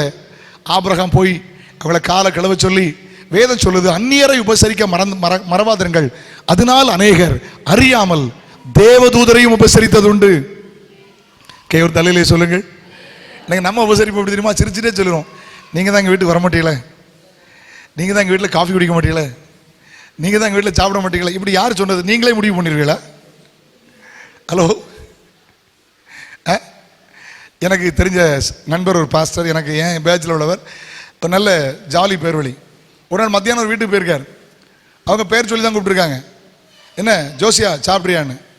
மகாங்க சொல்லலாம், ஏம்மா சாப்பாடு இல்லை, என்ன பேசிகிட்டு இருக்கேன்னு. இவர் காதில் விழுந்துட்டு, அப்பவுமே சும்மா விட்டுருக்க வேண்டியதானே, மறுபடியும் ஜோசியா சாப்பிட்டு போயான். சரிக்கா பசியாக தான் வந்திருக்கேன், சாப்பாடு போடுங்கன்னு. அதுவரை சொல்லலாம், ஐயோ இனிதான் வைக்கணும், ஏன் இந்த வெத்து பேச்சு எதுக்கு? நம்ம விருந்தோம்பலுக்கும் ஆபிரகாமுடைய விருந்தோம்பலுக்கும் வித்தியாசம் இருக்கு. யாருன்னே தெரியாது, யாருன்னே தெரியாது. ஆனால் கூட்டிகிட்டு வந்து அவங்கள கால்களை கழுவ வச்சு அவங்களுக்கு சாப்பாடு கொடுத்து, அங்கே தான் தேவ திட்டம் வெளிப்படுகிறது. உங்களுடைய விருந்தோம்பல் எப்படிப்பட்டதாக இருக்கணும்? தேவ திட்டத்தை வெளிப்படுத்துறதா இருக்கணும். அங்கே தான் சொல்கிறாங்க, நாங்கள் அங்கே சோதம் குமாராக்கு போகிறோம், அழிக்க போகிறோம். அப்போ தான் அவருக்கு போராடுறாரு. 50 இருந்தா, 10 இருந்தா, 30 இருந்தா அழிப்பீரோடு போராட முடிகிறது. நல்ல ஆபிரகாம் குடும்பத்தில் நல்ல உபசரிக்கிற தன்மையாக இருக்கணும். 2 பேருக்கு நான் சேர்த்து சொல்கிறேன். சாராளை உபசரித்தாங்கல்ல, ஆமீன். கர்த்தருக்கும் கர்த்தருடைய விருந்துக்கும் சாராள் ரொம்ப முக்கியமாக இருந்தாங்க. இவர் அடிச்சு கொண்டு கொடுத்தா சமைச்சா அவங்கள சமைச்சாங்க. நிறைய குடும்பத்தில் பார்த்துருக்கேன், நிறைய குடும்பத்தில் இப்பவும் நான் அதை பதிவு செய்கிறேன். அந்த மனைவிக்கு சொந்தத்துலேருந்து வந்துட்டாங்கன்னா போதும், காஃபி நல்லா இருக்கும், பூஸ்டாக இருக்கும். ஏங்க ரெக்யூஸ்ட் பண்ணி, ஏங்க சிக்கன்லாம் வாங்கிட்டு வந்துருங்களேன், கொஞ்சம் மட்டன்லாம் வாங்கிட்டு வந்துருங்களேன், பீஃப்லாம் வாங்கிட்டு வந்துருங்களேன், அவர் வாங்கி கொடுப்பார். மனைவி சொந்தத்துலேருந்து யாராக வந்துட்டா எல்லாம் வாங்கி கொடுப்பார். ஆனால் இந்த பைத்தியக்காரன் சொந்தத்துலேருந்து யாராவது வந்துட்டா கிச்சனில் பாத்திரம் டமா டிமா டுமா, ஏமா நேற்று விழலையே பாக்கெட்டி, இன்னைக்கு தானே விழுது. நேற்று உன் சொந்தத்தில் வரும்போது ஒன்றும் விழலையே, இன்னைக்கெல்லாம் பாத்திர சத்தம் கேட்குது. ஹலோ, எல்லாம் இங்கே தான் இருக்கீங்களா? ரொம்ப அமைதியாயிட்டீங்களே. பரலோகத்தில் ஒரு முத்திரை உடைக்கப்பட்ட போது ஏறக்குறைய அரை மணி நேரம் அமைதியில் உண்டாயிற்று. இந்த குடும்ப முகாமில் பரலோக சாயல் வெளிப்படுகிறதுக்காக கர்த்தரை தோத்திருக்கிறேன். நல்ல கவனிக்க முடியும். அன்போடு கேட்குறேன், விருந்தோம்பல் நல்லா இருக்கும், நல்லா உபசரிக்கும். நம்மளுடைய இருக்கிறத கொடுங்க, கடன் வாங்கி செய்ய வேண்டாம், இருக்கிறத சந்தோஷமாக கொடுங்க, நல்ல உபசரிங்க. இதனுடைய குடும்பத்தில் தலை சிறந்த அனுபவம். 2 பேரும் சேர்ந்து உபசரித்தாங்க. நடந்த சம்பவம் கடலூர் பக்கத்தில் ஒரு ஊரை கூட சொல்ல விட நினச்சேன், மன்னிக்கவும் சொல்லிட்டேன். ஓகே, நான் ஒரு பெரிய கன்வென்ஷனில் பேச போயிருந்தேன், ஒரு பெரிய சர்ச்சில் கன்வென்ஷனில் பேச போயிருந்தேன். ஒருத்தர் என்னை பார்த்தார், டக்குன்னு தம்பி நீங்கள் ராஜமணி பாஸ்டர் மகனார் கூட்டு போயிட்டார். தம்பி உங்கள் அப்பாவில் எங்களை தூக்கி வளர்த்த ஆளுப்பா அப்படின்னு கூட்டு போயிட்டார். கூட்டு போய் கவனிங்க, அவர் டீச்சர், கவர்மெண்ட் டீச்சர், அந்த அம்மா கவர்மெண்ட் டீச்சர், 2 பிள்ளைகளும் சாஃப்ட்வேர் இன்ஜினியர். நடந்த சம்பவம். ஆட்டோவில் வர கூட்டு போயிட்டார். பாஸ்டர்கிட்ட கேட்டு, எங்களுக்கு ஃபேமிலி ஃப்ரெண்டு கூட்டு வாங்கன்னு கூட்டு போயிட்டார். நான் போயிட்டேன். போய் முடிச்சுட்டு ஜோமனை ரொம்ப சந்தோஷமாக இருந்துச்சுப்பா, அவங்க அப்பாவை பார்த்த மாதிரியே இருக்குப்பா அப்படி ரொம்ப நல்லா பேசிக்கிட்டார். பேசிட்டு நல்ல மீசெல்லாம் வச்சுருப்பா. மீசெல்லாம் சும்மா அந்த ஸ்கூட்டர் ஹேண்ட்பார் மாதிரி வச்சுருப்பார், அது ஒரு பிரச்சனை இல்லை. வீரபாண்டி கட்டப்பா மீட்டர் மார்க் இவ்வளோ பெருசாக இருக்கும், பயங்கரமாக இருக்கும். ஜோமணி முடிச்சுட்டு தலைவர் அங்கே ரூம்குள்ளே போய்யாவது இந்த கதையை பார்த்துருக்கப்படாதா? ஏன் முன்னால் வச்சு பர்ஸ் எடுத்தார பற்றிங்களா? பர்ஸு எம்டி, அதில் ஒன்றும் கிடையாது. அப்பமே புரிஞ்சுக்கிட்டேன் சைக்காலஜிக்கலா. தலைவர் கையில் இங்கே அந்த பொக்கிசாரா இல்லை, பொக்கிசாரா அம்மா, அந்த வீட்டில் அம்மா ஆச்சுன்னு புரிஞ்சுக்கிட்டேன். இவர் சும்மா எனக்கு புரிஞ்சுது, சும்மா இருக்கக்கூடாதா? அங்கே போய் சொல்கிறாரு, ஏம்மா பாஸ்டர் ரொம்ப நல்லவங்க பாரு, அவங்க பையன் வந்திருக்காப்புல, ஒரு 100 ரூபா தாயன். ஒரு 10 வருஷம் அந்த சம்பவம் நடந்து. அது சொல்லுது, அது ரொம்ப வெயிட் பார்ட்டி, 50 ரூபா தான். எனக்கு சீ எந்த குடும்பத்துக்காக வந்தோம்? எனக்கு 3 கிலோமீட்டர் ஆட்டோவில் வேறு கூட்டு வந்துட்டார். எனக்கு தெரு வேற தெரியாது, இல்லாட்டா இடந்தே போயிருவேன். கல்லாட்டு நீங்கள் 2 பேரும் சண்டை போட்டு சாவுங்க, நான் மட்டும் போயிருப்பேன். இவ்வளோ பெரிய பக்கடா மீசை வச்சுக்கிட்டு 100 ரூபாய்க்கு அந்த அம்மாட்ட போய் கெஞ்சிக்கிட்டு இருக்காரு. ஏ பாவம் பாஸ்ட் அந்த காலத்தில் எனக்கு தெரிஞ்ச ஆள், ஒரு 100 ரூபா கூட எப்படி 50 ரூபா கொடுக்க முடியும்? அது 50 ரூபா வந்துடுவேன். கடைசியில் அந்த வீட்டில் ஜெயிச்சது அம்மா தான் ஜெயிச்சாங்க, 50 ரூபா தான் வந்துச்சு. நான் வசமாக மாட்டிக்கிட்டேன், எனக்கு கேவலம்லாம் தெரியல, தாங்க முடியல. இது விருந்தோம்பல் எப்படி இருக்கு? இப்படி சாராள் ஆபிரகாம் குடும்பத்தில் கட்டாயம் இல்லை, அவங்க 2 பேர் சேர்ந்து செய்தாங்க. அதனால சாராளுடைய மலட்டுத்தன்மை மாறி ஈசாக்கை கர்த்தர் கொடுத்தார். ஆமீன் சொல்லுங்க பார்க்கலாம். ஆபிரகாமுடைய ஜெபத்தை கேட்டு ஒரு உறவினரை கர்த்தர் மீட்டார். உபசரிப்பு சாதாரணமானதல்ல, உபசரிப்பு சாதாரணமானதல்ல. நான் சொல்றேன், கேன்சருக்கு மருந்து கண்டுபிடிச்ச ஒரு டாக்டரை பத்தி உங்களுக்கு தெரியுமா? பெயர் தெரிஞ்சா சொல்லுங்க, மன்னித்துக் கொள்ளுங்கள். டாக்டர் அந்த கேன்சருக்கு லேசர் மூலம் ஆப்ரேஷன் பண்ற இதை கண்டுபிடித்த டாக்டர். ஐம் சாரி, மறந்துட்டேன். மார்க்கா ஏதோ ஒரு பெயர் வரும். அது மாதிரி ஒரு சம்பவம் நடந்துச்சு. இவர் பிரபலியமாயிட்டார், ரொம்ப பிரபலியமாயிட்டார். இவருக்கு ஒரு முறை உள்நாட்டுக்குள்ளே 4 மணி நேரம் விமான பயணத்துக்கு அங்கே ஏதோ தூரத்தில், கொஞ்சம் தூரத்தில் இவருக்கு ஒரு பாராட்டு விழா வச்சாங்க. சிக்காகோவில் நடந்த சம்பவம், அமெரிக்காவில் சிக்காகோவில் நடந்த சம்பவம். இவருக்கு ஒரு பாராட்டு விழா வச்சாங்க. கவர்மெண்ட் இவருக்கு ஒரு பாராட்டு விழா வச்சாங்க. இவர் ஃப்ளைட்டில் போயிடலாமே, உள்நாட்டு தானே வந்தார். ஃப்ளைட்டில் ஏறி கொஞ்ச நேரத்தில் பயங்கர சீதோஷ நிலைமை, ஃப்ளை பண்ண முடியாமல் அடுத்த ஏர்போர்ட்டில் இறக்கிட்டான். இவருக்கு பாராட்டு விழா வைக்கிறதுக்கு தான் பெரிய ஒரு யூனிவர்சிட்டியில் இதை ஏற்பாடு பண்ணியிருந்தாங்க. இவருக்கு ஒன்றுமே ஓடல, டென்ஷன் ஆனால் அவங்க சொல்லிட்டாங்க எல்லா ஃப்ளைட்டும் க்ளோஸ் பண்ணிட்டோம், வானிலை மோசம் போக முடியாதுட்டாங்க. உடனே இவர் டென்ஷனை பார்த்து ஒருத்தர் கேட்டால் நீங்கள் யாருன்னு, ஐயோ உங்களுக்கு என்ன ஹெல்ப் பண்ண, ஒரு கார் அமைத்தி தாங்க, நான் போகிற விரும்புகிறேன், காரில் போனால் போயிடுவேன். ஏன்னா வெளிநாட்டு கார் 100-150 கிலோமீட்டர் ஸ்பீடில் போகும், 175 கூட போகும். கார் அரேஞ்ச் பண்ணி போனார். ஆனால் அவருடைய கெட்ட நேரத்துக்கு அங்கங்கே மரம் விழுந்து கிடக்கு, மழை பெய்யுது, ரோடு பிளாக் ஆகிட்டு, அங்கேயும் வர முடியல. பெரிய டென்ஷன் ஆகிட்டு. எங்கேயும் பார்த்தா ஒரு கடையும் இல்லை. கடைசியில் டிரைவர்கிட்ட சொன்னார், ஏதாவது வெளிச்சம் தெரியுதான்னு பாரு, வீட்டு பக்கத்தில் நிப்பாட்டு, எனக்கு ஏதாவது டீ குடிக்கணும் மாதிரி தெரியுது, ரொம்ப ஒரு மாதிரி வருது, போக முடியாது. அவர் தெரிஞ்சு போச்சு, கேன்சல் ஆகிட வேண்டியதான். அங்கே நடந்த சம்பவம், ஒரு வீட்டில் வெளிச்சம் தெரிஞ்சுது, அந்த வீட்டில் போனார். நீ காரை பார்க் பண்ணிட்டு வாப்பான்னு இந்த அம்மா உள்ளே போய் கேட்டார். அந்த அம்மா வாங்கய்யா அப்படின்னா, ஒரு சின்ன வீடு, கஷ்டப்பட்ட வீடு. நடந்த உண்மை சம்பவம். உபசரிப்பு என்ன செய்யுது பாருங்க. இன்னைக்கு நம்ம உபசரிப்பு இன்னைக்கு இல்லை பாருங்க. நிறைய குடும்பத்தில் நல்ல உபசரிச்சு, நமக்கு இல்லையா பரவாயில்ல, வந்தவங்களை உபசரிங்க, கர்த்தர் உங்களை ஆசீர்வதிப்பார். ஆமென். ரைட், இல்லாமல் லிசன் டு மீ. அப்போ அந்த அம்மாட்ட கேட்ட, ஒரு டீ போட்டு தருவீங்களா, ஒரு நேரம் உங்கள் வீட்டில் இருக்கலாமா, டீ போட்டு தருவீங்களா? நான் ட்ராவல் பண்ண இந்த ரோட்டு ஓரத்தில் பண்ண முடியல. அந்த அம்மா டீ போட்டு கொடுத்தாங்க. டீ போட்டு கொடுத்துட்டு சொன்னாங்க, ஐயா நான் உங்களுக்கு சாப்பாடு வேணா தரேன், நீங்கள் இருந்து சாப்பிட்டு போகலாம். நான் ஒரு சின்ன ஹம்பிள் ரிக்வஸ்ட், எனக்கு 1 மணி நேரம் ப்ரேயர் டைம் இருக்குது, அதை முடிச்சுட்டு நீங்கள் இருந்தீங்கன்னா நான் டின்னர் உங்களுக்கு ஏற்பாடு பண்ணி தரேன். அதுச்சா பரவாயில்ல. இவர் நாஸ்திகர், கடவுளை இல்லைன்னு சொல்கிறவர். ஒரு பெரிய டாக்டர், இவர் தான் அந்த லேசர் ஆப்ரேஷன் பண்ணுறதை கண்டுபிடித்தவர். அந்த அம்மா ஜாப் பண்ணிகிட்டே இருந்தாங்க. கட்டில் ஒரு பையன் படுத்திருக்கான், எலும்பு தோலுமா படுத்திருக்கான். கட்டில் ஒரு பையன் படுத்திருக்கான், 10-15 வயசோ 16 வயசோ தெரியாது, அவன் கட்டில் எலும்பு தோலுமா படுத்திருக்கான். இவர் பார்க்குறாரு, அந்த அம்மா ஜாப் பண்ணிகிட்டே இருக்காங்க. ஆண்டவரே எனக்கு யாருமே இல்லை, ஆனால் எங்கள் நாட்டில் ஒரு பெரிய டாக்டர் இருக்காரு, இவர் பேரை சொல்லி அந்த அம்மா ஜாப் பண்ணுறாங்க. ஒரு பெரிய டாக்டர் இருக்காங்கன்னு இருக்கேன், அவர்கிட்ட போக எனக்கு தெரியாது, அவர்கிட்ட போக எனக்கு பணம் இல்லை, அவரை பார்க்க என்னால் முடியாது, நான் கஷ்டப்படுறேன், என் பிள்ளை எப்படியாவது அங்கே கொண்டு போய் காப்பாற்றுங்கப்பா, எனக்கு உதவி செய்யுங்க. இவர் உட்காந்து அழ ஆரம்பிச்சாரன். கடவுளே இல்லைன்னு சொன்னேன், ஆனால் இன்னைக்கு மழை வந்த காரணம் என்ன, இன்னைக்கு புயல் வந்த காரணம் என்ன, இந்த அம்மாவுக்கு உதவி செய்ய தான் கடவுள் என்ன அங்கே கொண்டு வந்திருக்கார். அந்த அம்மா 1 மணி நேரத்தில் யாரை பற்றி ஜெபம் பண்ணிட்டு இருக்கு, இந்த டாக்டரை பற்றி ஜெபம் பண்ணுது. ஆண்டவரே இந்த டாக்டரை பற்றி கேள்விப்பட்டேன், எனக்கு என் டாக்டர் எங்கே இருக்காருன்னு தெரியாது, எப்படி போகணும்னு தெரியாது, எனக்கு பண வசதி இல்லை, என் பிள்ளையை நான் எப்படி கொண்டு போவேன், அந்த டாக்டர்கிட்ட போகிறக்கு எனக்கு அதை உதவி செய்யுங்க. முடிச்சு கேட்டாராம், கவனிங்க. ஜெபம் பண்ணி முடிச்சுட்டு அந்த அம்மா சாப்பாடெல்லாம் பரமாறினாங்க. சாப்பாடு பரமாறினோடனே அந்த அந்த அம்மாட்ட அவர் கேட்டாராம், இந்த டாக்டரை பற்றி கேள்விப்பட்டீங்களாமா? டாக்டரை பற்றி கேள்விப்பட்டிருக்கேன், கேன்சர்லாம் சும்மா ஈஸியாக லேசரில் சோமாக்கிடுவாங்களாமே, அப்படிலாம் கேள்விப்பட்ட அந்த டாக்டரை பற்றி சொல்லிகிட்டே இருந்தபோது அவர் மனம் உடைஞ்சிட்டு, ஏம்மா அந்த டாக்டர் தான்மா நான். அப்போ தான் யோசித்தாரான், நான் இதுவரைக்கும் கடவுள் இல்லைன்னு இருந்தேன், ஆனால் நீ ஜெபம் பண்ணுற கடவுள் உண்மை உள்ளவருமா, எல்லா இயற்கை சூழலையும் மாற்றிட்டு அடுத்த விமானத்தில் ஒரு ஏர்போர்ட்டில் இறங்கி ரோடையும் பிளாக் ஆக்கி உன் வீட்டுக்கே கடவுளை நீ கொண்டு வந்திருக்காரு.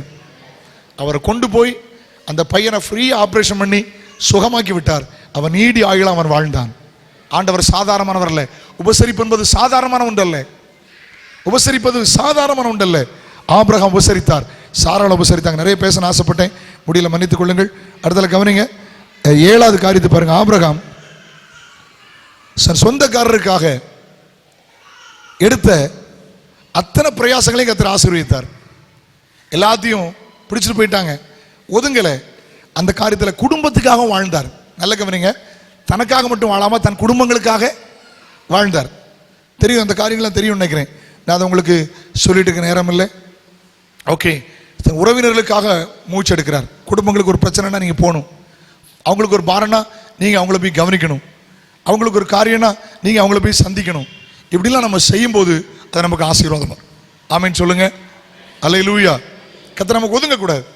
சிலர் நமக்கு ஞானம் தந்திருப்பார், சிலர் நமக்கு பணம் தந்திருப்பார், சிலர் நமக்கு வசதியை தந்திருப்பார், சிலர்கிட்ட தைரியமாக பேச வச்சிருப்பார்.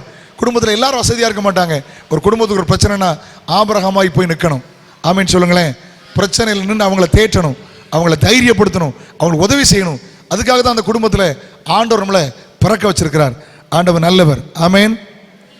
அல்லேலூயா. ஓகே, பேசிட்டே போகலாம். தன்னுடைய பிள்ளைகள் காரியத்தில் கவனிங்க, நேரம் சரியான இடத்தை நான் பயன்படுத்த விரும்புகிறேன்.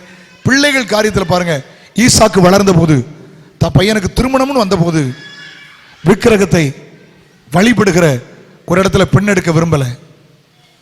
விக்கிரகத்தை ஆராதிக்கிற இடத்துல என் பெண்ணு கானானியர்களை பெண்ணில் வேண்டாம், ஆண்டவர் ஆராதிக்கிற ஒரு சந்ததி எனக்கு வேணும். என்னுடைய குடும்பத்தில் ஒன்று வந்தால் தான் அது தேவனை ஆராதிக்கிறதா இருக்கும் என்று தன்னுடைய பையனுடைய திருமணத்தில் ரொம்ப தெளிவாக இருந்தார். இன்னைக்கு பிள்ளைகளுடைய திருமணத்தில் நம்ம எப்படி இருக்கிறோம்? பிள்ளைகளை கரெக்டாக வளர்த்தார். ஆபிரகாமை ஆசீர்வதித்த கர்த்தர் ஈசாக்கை ஆசீர்வதித்தார், ஈசாக்கை ஆசீர்வதித்த கர்த்தர் யாக்கோபை ஆசீர்வதித்தார், யாக்கோபை ஆசீர்வதித்த கர்த்தர் 12 பிள்ளைகளை ஆசீர்வதித்தார். அந்த யூத கோத்திரத்தில் தான் இயேசு பிறந்தார். அல்லேலூயா. புருஷ மனைவி வாழ்க்கையில் ரொம்ப தெளிவாக இருந்தாங்க, பிள்ளைகள் காரியத்தில் ரொம்ப தெளிவாக இருந்தாங்க. லீடிங் இருந்துச்சு. ஒரு எலையாசர் அழைத்து அவருக்கு பொறுப்பு கொடுத்து, இப்படி தான் இருக்கணும், நீ இப்படி தான் கூட்டிகிட்டு வரணும், வேற எங்கேயும் செய்யக்கூடாது, ரொம்ப தெளிவாக இருந்தார். ஜாதி பார்த்து கல்யாணம் பண்ணலை, ஆராதனையின்படி ஆராதனைக்காக அப்படி செய்தார், வெளியே தெய்வீகத்துக்காக அப்படி செய்தார். அவர் ஜாதிக்காக அவர் அங்கே போகலை, ரொம்ப தெளிவாக இருந்தார். பிள்ளைகள் காரியத்தில் ஆபிரகாம்கிட்ட கர்த்தருக்கு பயப்படுகிற பயம் இருந்தது. 2 பேர்ட்டே சொன்னால் நல்ல காரியங்கள் நிறைய இருந்துச்சு. கவனிங்க, தன் புருஷனுடைய ஜீவன் மேலே அந்த அம்மா அக்கறை உள்ளவங்களா இருந்தாங்க. நல்ல ஒரு குறிப்பிட்ட ஏரியாவுக்கு போன உடனே, அந்த எகிப்தில் போன உடனே இவங்கெல்லாம் கொன்னுருவாங்க அப்படின்னு தெரிஞ்ச உடனே தன் புருஷனுக்காக பொய் சொல்லக்கூடாது. ஆனால் அந்த இடத்துல சொன்னாங்க. ஏன் தெரியுமா? அவர் சொல்கிறாரு, என்னையை கொன்றுவான், உன்னையை கொண்டுட்டு போயிடுவான், அதனால் இப்படி செய். தன் புருஷன் மேலே ஜீவன் மேலே அக்கறை இருந்தது. இல்லை, என் புருஷன் மரணம் வரக்கூடாது, நான் என் புருஷனோட தான் வாழணும். தன் புருஷனுக்காக பணயம் செலுத்தினாள், கிரயம் செலுத்தினாங்க. தன் கணவனை விட்டு கொடுக்கல. அந்த இடத்துல கணவனை விட்டு கொடுக்கல. தோத்திரம் எப்படியாவது என் கணவன் நல்லா இருக்கணும், என் கணவனுக்கு ஒரு ஆபத்து வரக்கூடாது என்பதில் தெளிவாக இருந்தாங்க. உங்களோட புருஷனுக்காக ஜெபிங்க. அல்லேலூயா. சில நேரம் அவங்க உங்களுக்கு கசந்திருக்கலாம், சில நேரம் அவங்களுக்கு சில காரியம் பிடிக்காம கூட இருக்கலாம். ஆனால் கரிசனையா இருங்க, ஆண்டவர் தந்த புருஷன், ஆண்டவர் தந்த மனைவி என்கிற ரொம்ப தெளிவாக இருங்க. ஆபிரகாமுடைய வாழ்க்கை, சாராளுடைய வாழ்க்கை நமக்கு நல்ல பாடமாக இருந்தது. நல்ல பிள்ளைகளை வளர்த்தார்கள். பிள்ளைகள் திருமணத்தில் அவங்க தலை குனியலை. பிள்ளைகள் திருமணம் உங்களுக்கு ஆசீர்வாதமாக இருந்தது.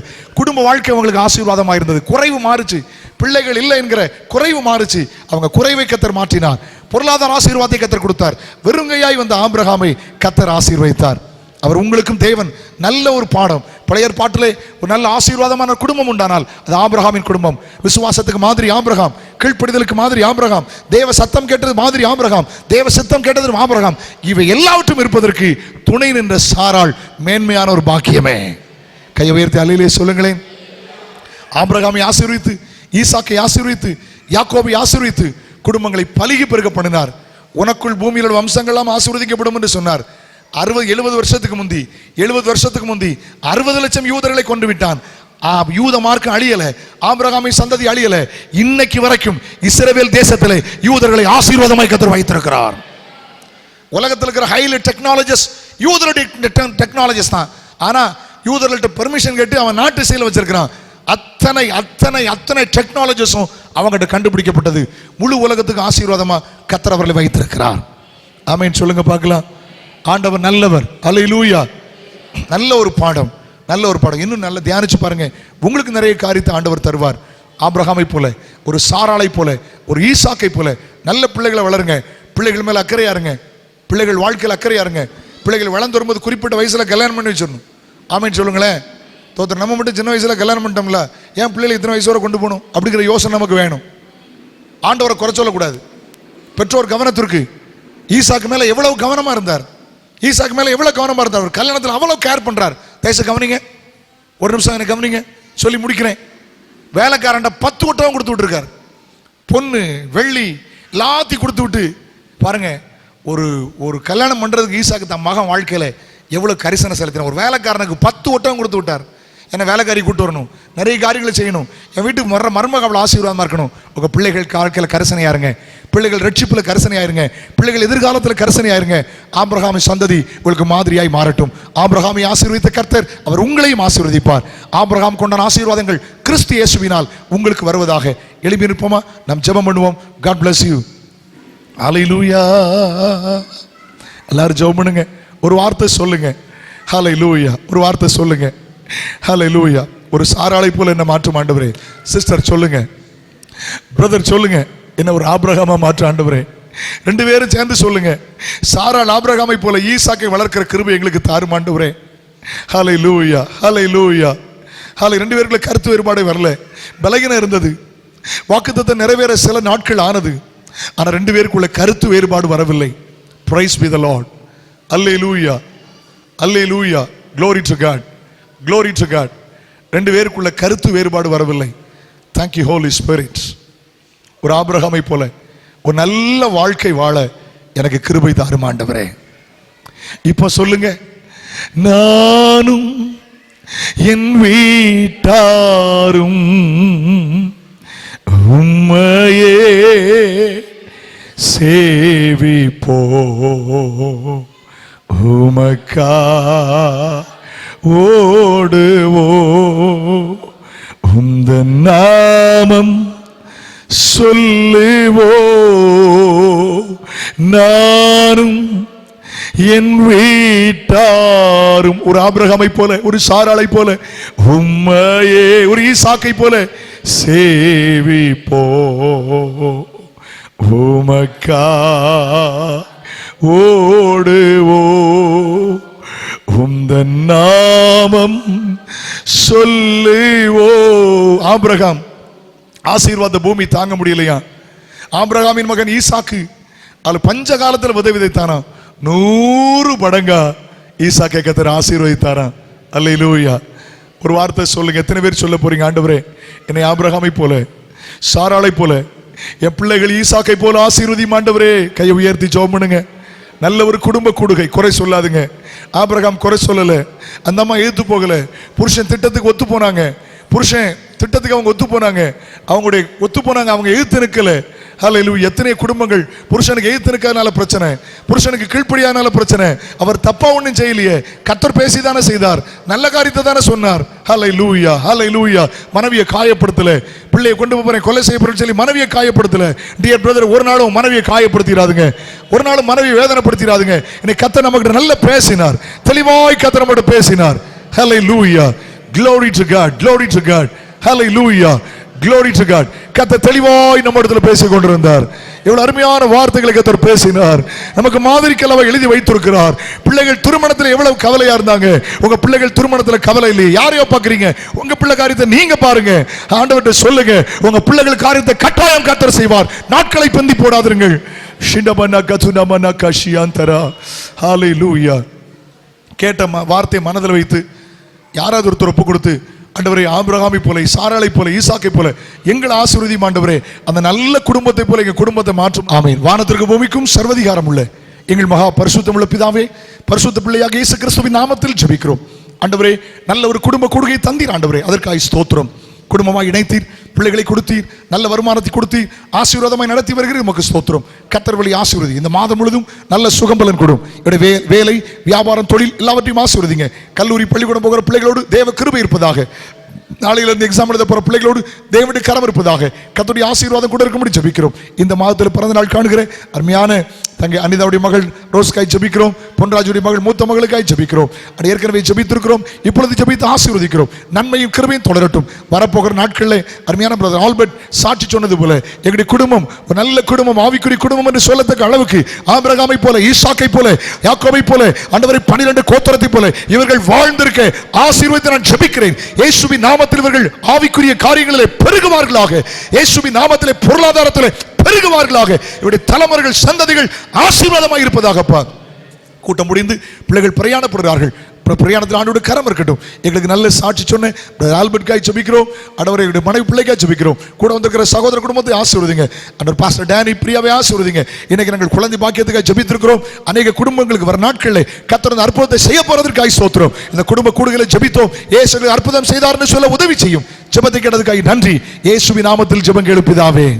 கைகூப்பி பயபக்தியாய் சேர்ந்து உண்மையா சொல்லுவோமா? சத்தமா, என் ஆத்துமாவே கர்த்தரை ஸ்தோத்ரி, உள்ளுளமே பரிசுத்த நாமத்தை ஸ்தோத்ரி, என் ஆத்துமாவே கர்த்தரை ஸ்தோத்ரி, கர்த்தர் செய்த சகல உபகாரங்களை மறவாதே. ஆமென். நம்முடைய கர்த்தராகிய இயேசு கிறிஸ்துவின் கிருபையும் பிதாவாகிய தேவனுடைய அன்பும் பரிசுத்தாவின் ஐக்கியமும் சிநேகமும் காவலும் இப்போது எப்போதும் இந்த குடும்ப கூடுகளை கலந்து கொண்ட எல்லாரோடும் ஆண்டவர் வருகை மட்டும் கூட இருப்பதாக. ஆமென்.